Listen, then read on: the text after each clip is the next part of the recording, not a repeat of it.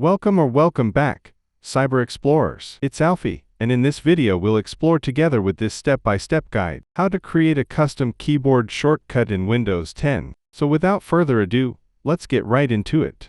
To create a custom keyboard shortcut in Windows 10, you can use built-in methods for launching apps or folders, or third-party tools for more advanced tasks. Here's a breakdown.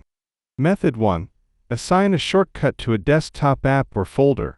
Create a desktop shortcut for an app or folder. Assign a keyboard shortcut.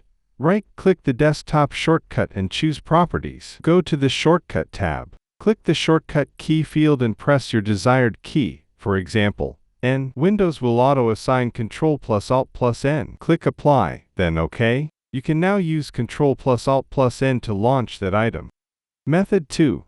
Use Power Toys for advanced shortcuts. If you want to remap keys, or create shortcuts for specific actions, install Power Toys from the Microsoft Store. Open Power Toys and go to Keyboard Manager. Enable Keyboard Manager. Click Remap a shortcut. Choose the physical shortcut, for example, Ctrl+Shift+P, and map it to a desired action or key. Optionally, target a specific app for the shortcut. This method allows you to override default shortcuts, or create app-specific ones. And that's it for today. If you found this video helpful, please give it a thumbs up, consider subscribing, and don't forget to activate the notification bell so you won't miss out on any new uploads. Thank you for watching. Until next time, see you later.